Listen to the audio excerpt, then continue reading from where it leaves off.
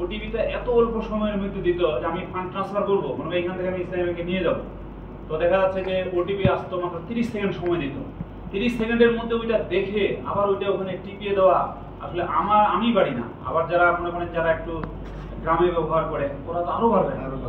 তো ওইটা বলে এখন ওরা ওইটা একটু ইমপ্রুভ করছে, ওইটা মোটামুটি একটু ওইটা মনে করেন 2 মিনিট 30 সেকেন্ডের মতো সময় দেয়।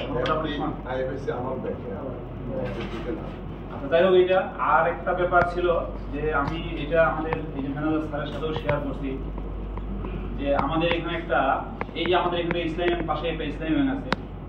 তো এই ইসলামী ব্যাংকের বিশেষ করে যে ওদের যে এটিএম বুথটা, এইটার সেবা মানে একেবারে কি বলবো, আর আপনারা অনেকে ইউজ করেন বা জানেন, এটা সেবা একেবারে মানে লোয়েস্ট পর্যায়ে, সেটা অত্যন্ত খারাপ, দুর্বল।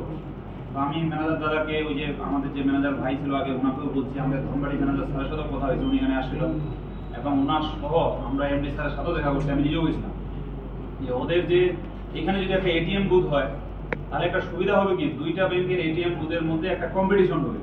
তখন দেখা যাবে আমাদের ইসলামী ব্যাংকের সেবার মানটাও বাড়াবে আর এরাও তো বাড়াবেই। তখন একটা বেশ মোটামুটি আমরা মানে এটিএম বুথের যে সার্ভিসটা, এটা আমরা বেশ মোটামুটি ভালো পাবো। তো এই তো ওনাদের 49 বছর পূর্তি উপলক্ষে আমরা গ্রাহক যারা এখানে আছি, গ্রাহকদের পক্ষ থেকে ওনাদেরকে আমি ধন্যবাদ জানাই এরকম একটা সুন্দর অনুষ্ঠান আয়োজন করার জন্য। আর ওনারাও আমাদের জন্য দোয়া করবে, আমরাও ওদের জন্য অবশ্যই দোয়া করবো, ওরাও আরো দিন দিন আরো উন্নতি চরম শিখরে চলে যায়, বাংলাদেশ জন্য 1 নম্বর ব্যাংক হয়, এটা আমরা অবশ্যই চাবো, আমরা চাবো। আর এই ম্যানেজার ভাইরা বা আমাদের এই যে শুভ ভাই এখানে আছে, এদের সার্ভিস অত্যন্ত ভালো। আমি ব্যক্তিগতভাবে মনে করি যে ওনারা অনেক সুন্দর সার্ভিস দেয় এবং ওনারাও একটু ওদের যে দুর্বলতার দিকগুলো আছে এগুলো আমরা যদি ওদেরকে জানাই যেন ওরা দ্রুত অ্যাকশন নেয়, উপর লেভেলে কথা বলে যেন দ্রুত অ্যাকশন নেই, আশাই করবো।